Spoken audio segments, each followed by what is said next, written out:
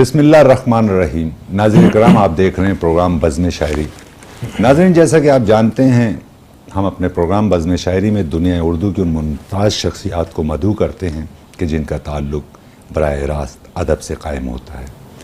ناظرین کرام، ہم آپ کے علم میں یہ بات بھی لا چکے ہیں کہ کبھی کبھی اسی بزم شاعری میں بہت قداور شخصیات شرکت کرتی ہیں. اسی تسلسل میں آج جو شخصیت ہماری بزم شاعری کی مہمان ہیں، آپ یقیناً اس شخصیت کے ایک پورے عہد پر، پوری نسل پر اثرات مرتب ہوئے ہیں.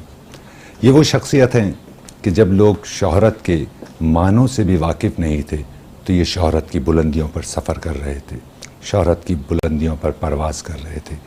دنیا کے وہ بہترین گلوکار جنہیں آپ خاندانی گلوکار کہتے ہیں، جن کا پس منظر ہوتا ہے وہ شوقین گلوکار نہیں، یعنی جس میں آپ جگجیت کو لے سکتے ہیں اور اسی سطح کے موسیقاروں کو، اور فلم انڈسٹری سے وابستہ احباب کو، یعنی ہر شخص کے چہیتے آج جو ہماری بزم میں موجود ہیں، ان کی زندگی کا شاید ایک ہی مقصد رہا ہے، اور وہ یہ رہا ہے تخلیق ادب.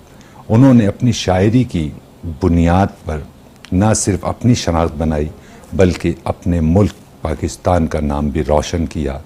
پاکستان کی شناخت ہمارے آج کے مہمان اور پاکستان ان کی شناخت. ہم ان کے تعلق سے تا دیر گفتگو کر سکتے ہیں. ان کے تعارف میں اگر گفتگو پیش کی جائے تو ہمارے پاس وقت کم پڑے گا. ہم اپنی یہ ذمہ داریاں بھی اپنے مہمان کے کاندھوں پر ڈالیں گے کہ وہ جو بہتر سمجھے وہ آپ کی سماعتوں اور ہماری سماعت تک منتقل کریں. لیکن ایک بات میں ضرور کہنا چاہوں گا اپنے آج کے مہمان کے تعلق سے کہ خوش نصیبی کا چمچ لے کر پیدا ہونے والی شخصیت. انہوں نے زندگی کے جس شعبے میں بھی اپنے قدم رکھے اس شعبے کو عزت ملی.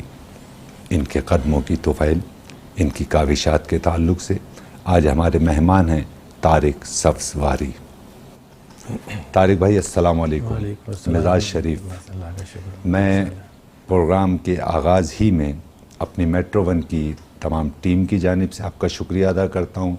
اپنے چینل کے CEO عامر مسعود شیخ صاحب کی جانب سے آپ کا شکریہ ادا کرتا ہوں کہ آپ نے انتہائی مصروفیت میں سے وقت نکالا بزم شاعری کے لیے، اور آپ بزم شاعری میں شرکت کی آپ نے.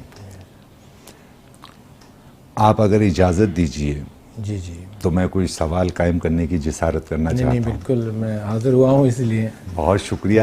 طارق بھائی، یہ تو لامحالہ دنیا اردو میں کوئی ایسا شخص نہیں ہے یا ایسی آنکھیں نہیں ہیں جو آپ کے چہرے سے آشنا نہیں ہیں، اور وہ سماعتیں نہیں ہیں جن کی سماعتوں میں آپ کے خوبصورت کلام نے رس نہیں گھولا. سب ایسے ہی ہے. اس پر ہم گفتگو کریں گے، لیکن مجھے ایک تشنگی کا احساس ہو رہا ہے آپ کے تعارف کے تعلق سے.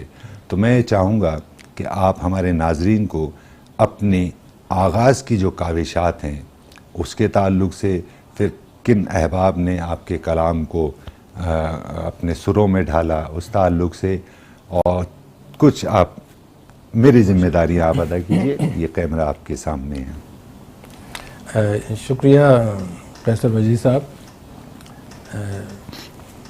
آپ جو چاہ رہے ہیں کہ میں اپنے کچھ پس منظر سے بھی ناظرین کو آگاہ کر سکوں، شعر اور شاعری تو میری سنتے رہے ہیں لوگ، یقیناً یہ میرے لیے خوشی کی بات ہے کہ میں یہ بتاتا چلوں کہ میرا تعلق ایک ایسے دینی اور علمی خاندان سے ہے جس میں جید علماء اور ادیب اور شعراء پیدا ہوئے ہیں، اور جو ایک تاریخ جن کی موجود ہے. تقریباً 500-550 سال کے شجر نسب تو میرے پاس موجود ہے، اور اس کے حوالے سے اگر میں بات کروں تو بہت طویل ہو جائے گی. میں مختصر یہ ناظرین کو بتاتا چلوں کہ میرے والد کے ماموزاد بھائی مفتی اکرام احمد لطف بدایونی، جن کا ایک شعر زباں زد عام رہا اور اکثر لوگوں نے اس شعر کو علامہ اقبال کا شعر سمجھا، بلکہ مجھے حیرت ہوئی کہ آج بھی جبکہ سوشل میڈیا بھی اتنا ایڈوانس ہو چکا ہے کہ ایک بہت ہی معروف عالم نے اس تقریر کے دوران وہ شعر پڑھا اور اس میں انہوں نے علامہ اقبال کا ہی نام لیا۔ تو میں چاہتا ہوں کہ آج یہ ان تک بھی پہنچ جائے یہ بات کہ مفتی اکرام احمد لطف بدایونی جو قادریہ اسکول سے فارغ التحصیل تھے، اور ان کا مجموعہ قادریہ اسکول نے ہی شائع کیا جس میں یہ شعر ٹائٹل پہ لکھا ہوا ہے، اور برسوں پرانی باتیں ہیں یہ، اور وہ شعر ہے رخ مصطفیٰ ہے وہ آئینہ واہ کہ اب ایسا دوسرا آئینہ، واہ واہ، رخ مصطفیٰ ہے وہ آئینہ کہ اب ایسا دوسرا آئینہ، نہ ہماری بزم خیال میں نہ دکان آئینہ ساز۔ بہت اچھے، واہ واہ۔ اچھا، بعد میں یہ مفتی صاحب نے اس شعر میں کچھ تھوڑی تبدیلی کی تھی آخری مصرے میں، تو نہ ہماری بزم خیال کی جگہ انہوں نے نہ کسی کی بزم خیال میں اچھا، نہ دکان آئینہ ساز میں یہ کر دیا تھا، لیکن مشہور یہ ہے وہ اسی پہلے مصرے کے ساتھ ہی ہوا۔ تو ایک تو یہ سلسلہ تھا، پھر میرے تایا علامہ فوق سبزواری جو کہ اپنے عہد کے بڑے معروف ادیبوں میں شمار کیے گئے، اور جو صاحب لغت تھے جنہوں نے تقریباً 800 صفحات پر مشتمل ایک ایسی لغت تخلیق کی جس میں لفظ اور وہ لفظ کہاں سے آیا، کس زبان سے تھا، اس کا وزن کیا ہے، اس کے کئی معنی، اور دوسرے یہ کہ اس لفظ کو مصرے میں یعنی شاعری کے مصرے میں کس طرح استعمال کیا جاتا ہے۔ بہت اچھے۔ تو یہ شاعرانہ لغت ایک قسم کی تھی جو 800 صفحے پر فل اسکیپ کے پر میرے پاس محفوظ ہے، لیکن بدقسمتی کہ میرے پاس وہ وسائل نہیں تھے کہ میں اسے شائع کر سکوں، لیکن میرے کچھ دوستوں نے مشورہ دیا ہے کہ میں اسے مقتدرہ قومی زبان کا میرے جانا ہوا تو ان کے حوالے کر دوں گا اس لغت کو۔ تو اسی طرح میرے والد بھی ایک اپنے عہد کے ایک معروف شعراء میں رہے ہیں، تو یہ پورا سلسلہ ہے۔ اور میرے گھر سے وزیر صاحب میرے گھر سے ہی یہ مجھے یہ شوق تھا، کیونکہ میرے گھر پہ ہی شعراء کی محفلیں سجتی تھیں اور میں سنتا تھا، بہت چھوٹا تھا، تو ظاہر ایک جینس میں ایک شامل تھی یہ چیز، تو مجھے یہ شوق لگنا ہی تھا، اور پھر میرے والد نے مجھے اس میں حوصلہ افزائی کی۔ بہت اچھا۔ اور اس سے زیادہ اہم بات یہ کہ جب میں اسکول میں تھا تو مشہور ظرافت نگار دلاور فگار صاحب کا میں شاگرد رہا، انہوں نے مجھے 5th یا 6th کلاس میں انگریزی کی ٹیچنگ کی اسکول میں، اور اس کے بعد وہ پاکستان آ گئے تھے، تو وہ مجھے وہ بھی ایک صحبت ملی ان کی، تو مجھے شوق لگا، بہرحال شعر سلسلہ وہیں شروع ہو گیا تھا، اور بچپن سے ہی مجھے پھر میری آواز کچھ ایسی تھی کہ لوگوں نے پسند کیا، اور پھر مجھے وہاں کے مشاعروں میں چھوٹے چھوٹے شہروں میں بڑے شہروں میں مدعو کیے جانے لگا، اور اس طرح میری شاعری کا سلسلہ بڑھنے لگا۔ بہت خوب، بہت خوب، بہت شکریہ آپ کا کہ آپ نے وہ ذمہ داری جو میری تھی ان فرائض کو آپ نے ادا کیا، اور یہ ضروری یوں بھی تھا خالد بھائی، طارق بھائی، کہ بہت سے احباب یقیناً سب آپ کو جانتے ہیں، سب آپ سے محبت کرتے ہیں، ایک نئی نسل جو ہے اس کے درمیان تھوڑا سا میں سمجھتا ہوں کہ شاید گیپ آیا ہو، ایک تو آپ کی مصروفیات کے سبب، اور پھر یہ کہ شہر میں جس سطح کی تقریبات کا اہتمام کیا جا رہا ہے آپ کے مزاج ان تقریبات سے نہیں ملتے، میں ایسا سمجھتا ہوں۔ تو طارق بھائی، ہم جاننا چاہیں گے کہ شاعری کی جانب جب آپ نے قدم بڑھائے اور شاعری کی دیوی آپ پر مہربان ہوئی، تو وہ ایک عہد تھا، ایک خوبصورت عہد تھا، ایک بڑے لوگوں کا عہد تھا کہ قداور شخصیات تھے، آپ اپنے دائیں جانب دیکھیں، بائیں جانب دیکھیں، آپ اپنے سامنے دیکھیں تو آپ کو بڑی بڑی شخصیات دکھائی دیتی تھیں۔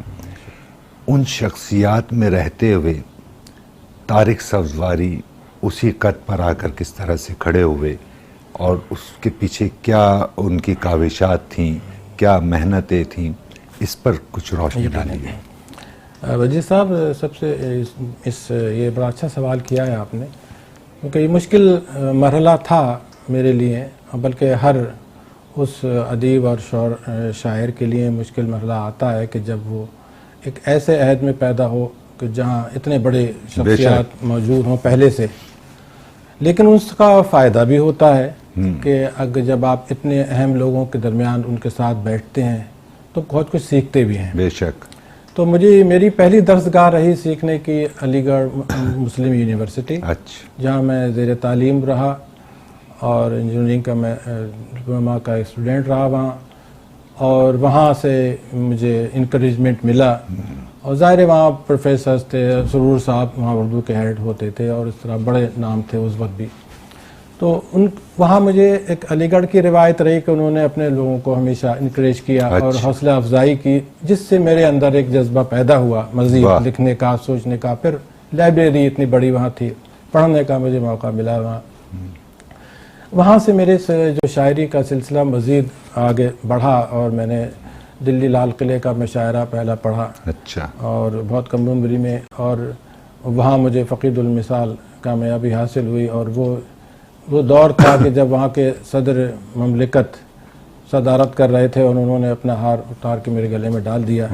وہ پہلا مشاعرہ تھا جس میں ڈاکٹر بشیر بدر اور ہم دونوں ایک ساتھ اس مشاعرے میں شریک ہوئے تھے.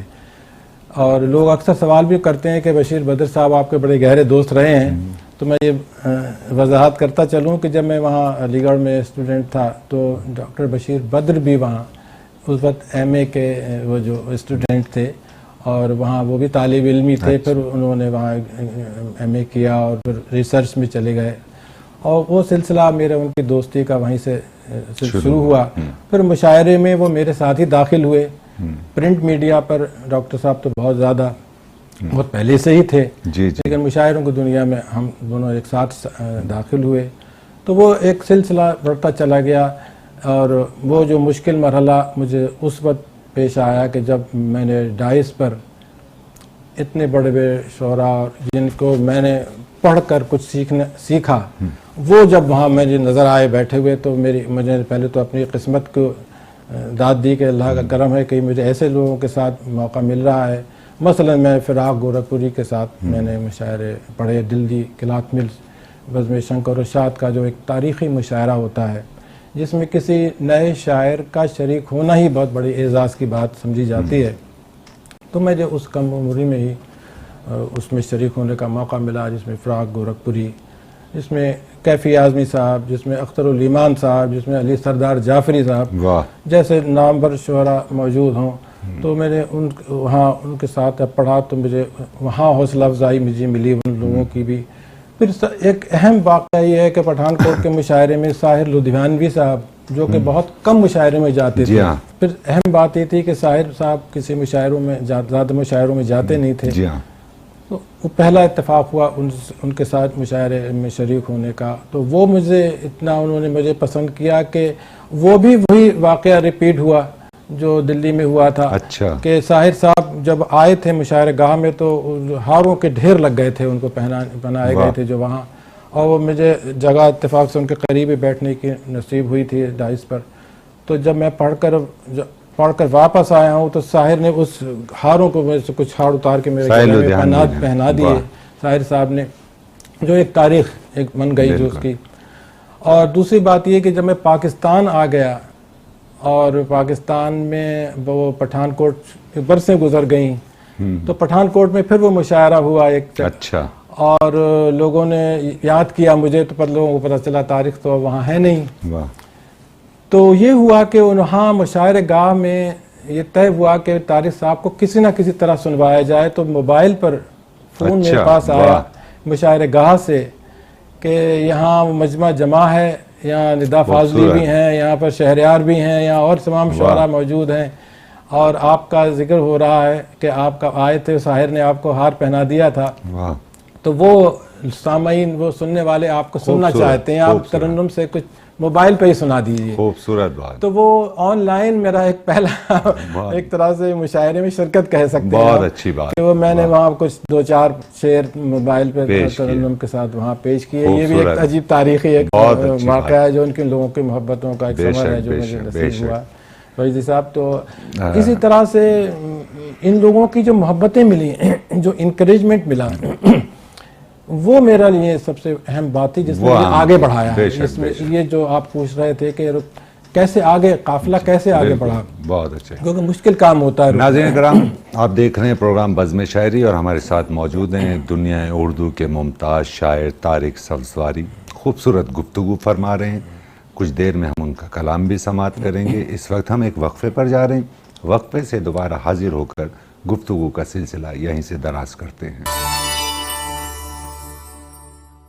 नाज़रीन करम, आप देख रहे हैं प्रोग्राम बज़्म शायरी और आज हमारे बज़्म में दुनिया उर्दू के मुमताज़ शायर तारिक सब्ज़वारी साहब मौजूद हैं। हम गुफ्तगू भी कर रहे हैं, उनसे समाअत करेंगे, उनका कलाम भी, खूबसूरत कलाम भी।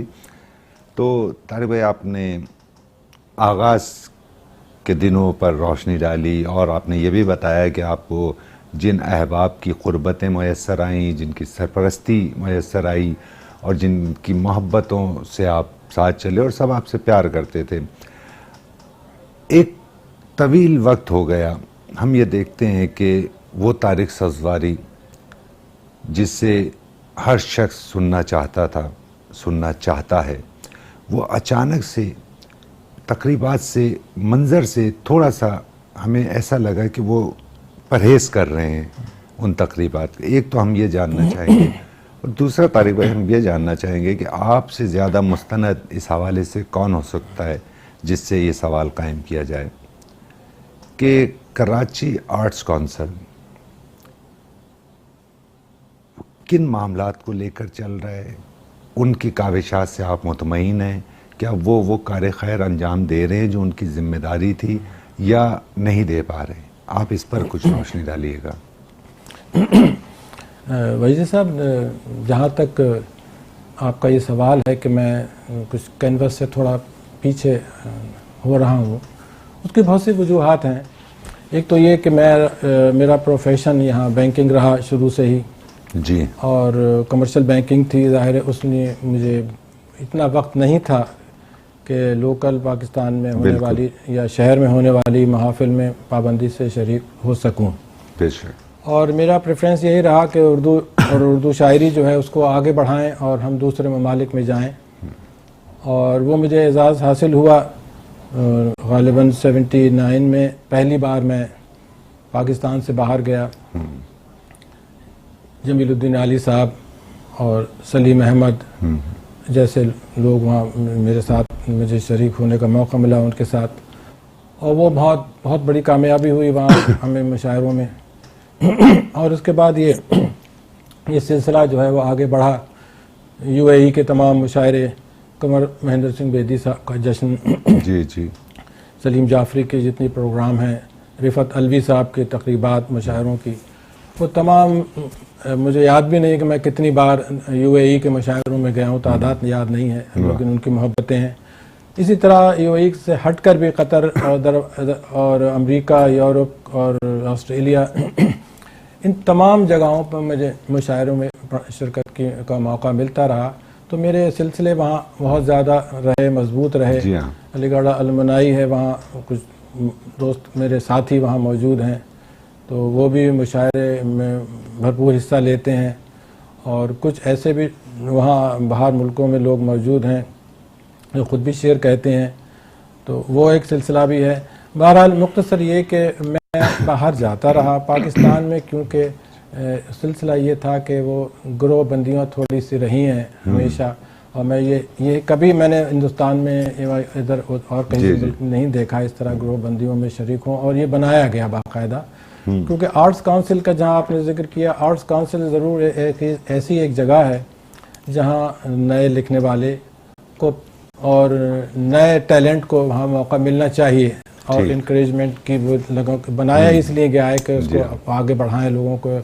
अगर वो हमारा अदब या हमारी शायरी जो है वो एक महदूद हो जाती है चंद लोगों के दरमियान ही, तो वो उस आर्ट काउंसिल की ज़रूरत नहीं रहती फिर, बिल्कुल। जब तक कि वो उसको प्रमोट, नए लोगों को उसमें शामिल ना हो और वो उनको इनकरेज ना किए जाए। हम पुराने, यानी कि हम बहुत बड़े असातिज़ा और उन लोगों को ये सब बुलाकर उन्हीं को एजाज़ देते रहें, تو وہ میرے خیال میں کوئی اتنا اہم بات نہیں ہے. وہ انہوں نے تو زندگی کے کام کر لیے ہیں. نئے لوگوں کے لیے کیا جگہیں بنائی جا رہی ہیں, ان کے لیے کیا راستے بنائے جا رہے ہیں. خوبصورت بات. تو میں سمجھتا ہوں کہ آرٹس کونسل نے کبھی میری ضرورت محسوس نہیں کی, اور مجھے شاید وہ سہارے کی ضرورت تھی نہیں, کیونکہ میں پہلے سے اسٹیبلش تھا, تو میں نے کوئی اس طرف توجہ خود دی نہیں.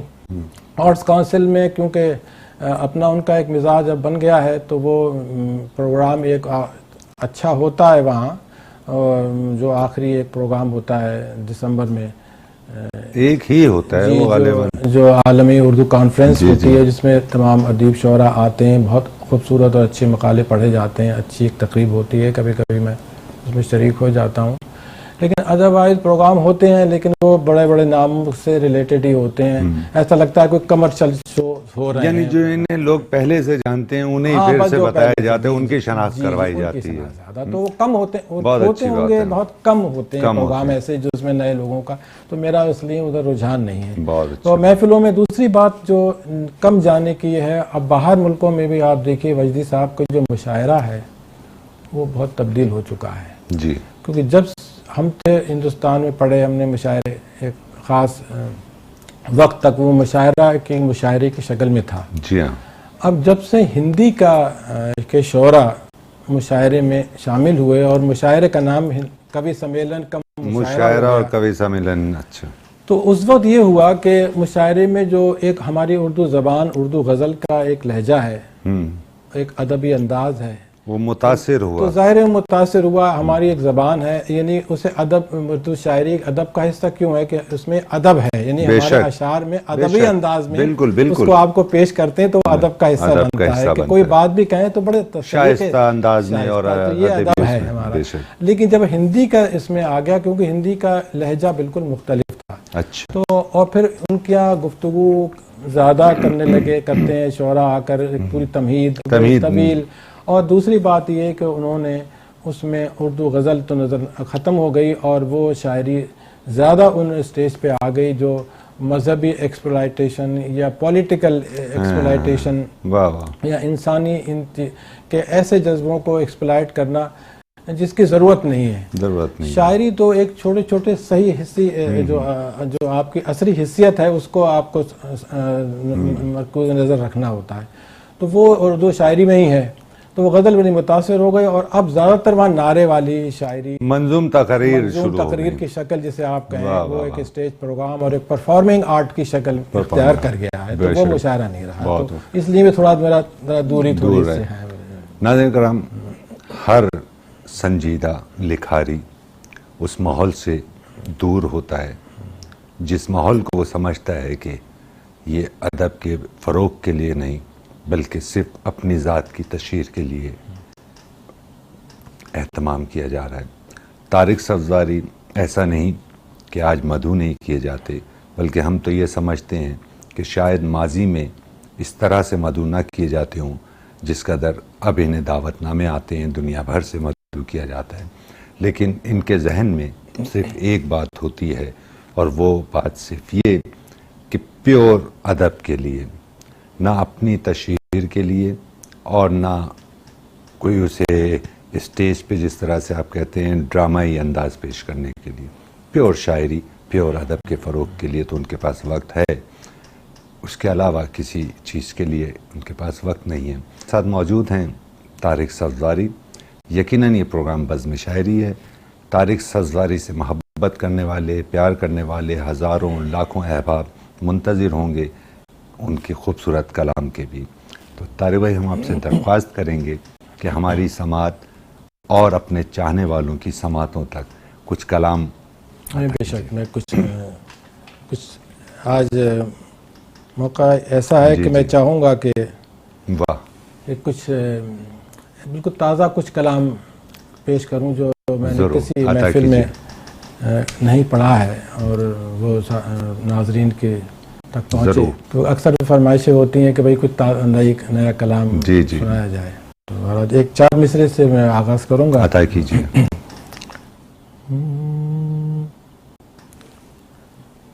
وہ تحریریں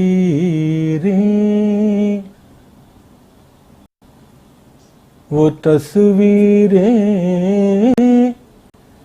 کتابیں چھوڑ آیا ہوں. کیا کہنے ہیں، کیا کہنے ہیں. وہ تحریریں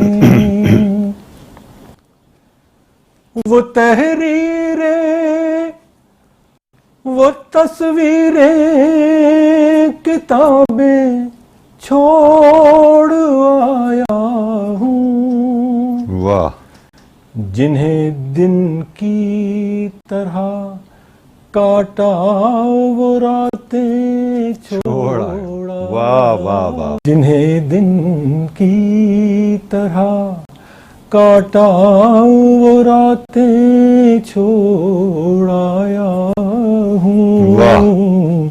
اور تمہارے پاس میں کچھ دل کی باتیں چھوڑ آیا ہوں. تمہارے پاس میں کچھ دل کی باتیں چھوڑ آیا ہوں. جنہیں بھولا نہیں اب تک وہ یادیں چھوڑا. کیا کہنے، کیا کہنے صاحب. واہ واہ واہ واہ واہ. جنہیں واہ نہیں. واہ واہ. چار مصرے آپ کی خدمت میں پیش کیے. اب میں کچھ ایک تازہ ضرور ضرور ضرور ملاحظہ خوب فرمائیے. یہ بھی ایک طرح مختلف جی اپنے ضرور. انداز کے شعر ہیں. مرحلے آئے مگر عشق میں سودا نہ کیا. واہ واہ واہ. مرحلے آئے مرحلے آئے مگر عشق میں سودا نہ کیا.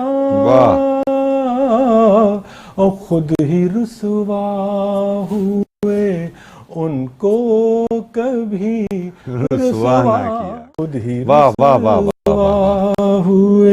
مرحلے آئے مگر عشق میں سودا نہ کیا. اور خود ہی رسوا ہوئے ان کو کبھی رسوا نہ کیا. شعر سنیے. عطا کیجیے. کہ ہم نے رشتوں کے تقدس کا بھرم ہی رکھا. کیا کہنے، کیا کہنے. ہم نے رشتوں کے ہم نے رشتوں کے تقدس کا بھرم ہی رکھا. ہم نے رشتوں کے تقدس کا بھرم ہی رکھا. اور کبھی رشتوں سے لگی چوٹ کا شکوہ نہ کیا. کیا کہنے، کیا کہنے. واہ. ہم نے ہم کبھی رشتوں سے لگی چوٹ کا شکوہ نہ کیا. خود ہی رسوا. بہت خوب. شعر سنیے. جی جی عطا کیجیے. کہ کوئی مشکل تو نہ تھا ترک تعلق اس سے. کیا کہنے، کیا کہنے. کوئی مشکل تو نہ تھا ترک تعلق اس سے. کوئی مشکل تو نہ تھا ترک تعلق اس سے. اور کر بھی سکتے تھے ہم ایسا مگر ایسا نہ کیا کہنے ہیں، کیا خوبصورت کلام پیش کر رہے ہیں. کر بھی واہ واہ واہ واہ، سکتے تھے ہم ایسا واہ. مگر ایسا نہ کیا. اور یہ شعر بطور خاص نظر کروں گا، عطا کیجیے. رضی صاحب سنیے گا، جی. اور ناظرین کے لیے بھی بطور خاص نظر ہے کہ گھر کی تعمیر میں میرا بھی لہو شامل ہے. کیا کہنے ہیں، کیا کہنے ہیں. گھر کی تعمیر میں میرا بھی لہو شامل ہے. گھر کی واہ واہ واہ تعمیر واہ. میں میرا بھی لہو شامل ہے. یہ الگ بات کہ اس بات کا چرچا کیا کہنے ہیں، کیا کہنے ہیں، کیا کہنے ہیں. واہ واہ یہ واہ الگ واہ واہ واہ بات واہ. گھر کی تعمیر میں میرا بھی لہو شامل ہے. خوبصورت. یہ الگ بات کہ اس بات کا چرچا نہ کیا. اور یہ آخری شعر سنیے کہ کیونکہ ایک ہی لہجے ایک ہی انداز کے شعر ہیں کہ دے تو سکتے تھے جواب ان کو اسی لہجے کیا اچھا ہے، کیا اچھا ہے صاحب. واہ. دے تو سکتے تھے جواب ان کو واہ. اسی لہجے میں. دل بہت چاہا مگر ہم نے تماشا نہ کیا.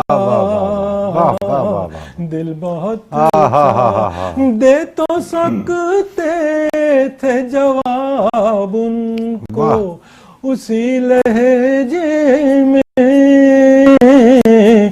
دل بہت چاہا مگر ہم نے تماشا نہ کیا. خود ہی رسوا ہوئے ان کو کبھی. ناظرین کرام، خوبصورت کلام پیش کر رہے ہیں طارق صفزاری. اس وقت ہم ایک وقفے پر جا رہے ہیں. وقفے سے دوبارہ حاضر ہو کر طارق بھائی سے مزید کلام سماعت کریں گے.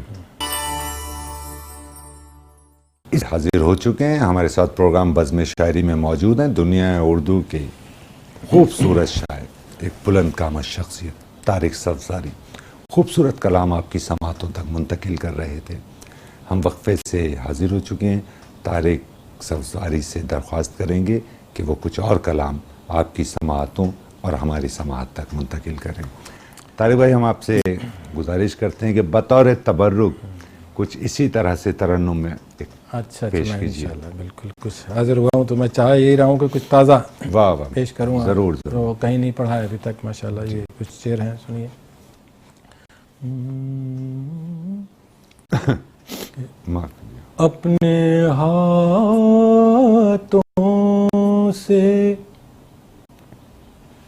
اپنے ہاتھوں سے مجھے چھو کے جوانی دے دے. کیا کہنے ہیں، کیا کہنے ہیں، کیا کہنے ہیں. واہ واہ واہ واہ واہ واہ. اپنے ہاتھوں سے مجھے چھو کے جوانی دے دے. ایک مدت سے ہوں پیاسا مجھے پانی دے دے. واہ واہ واہ واہ واہ واہ. ایک مدت سے اپنے ہاتھوں سے مجھے چھو کے جوانی دے دے، ایک مدت سے ہوں پیاسا، مجھے پانی دے دے، ایک مدت سے ہوں، سنیے کہ اپنی سانسوں میں بسا کر میرے دل کی دھڑکن، کیا کہنے، کیا کہنے، کیا کہنے، واہ واہ، اپنی سانسوں میں بسا کر میرے دل کی دھڑکن، اپنی سانسوں میں بسا کر میرے دل کی دھڑکن،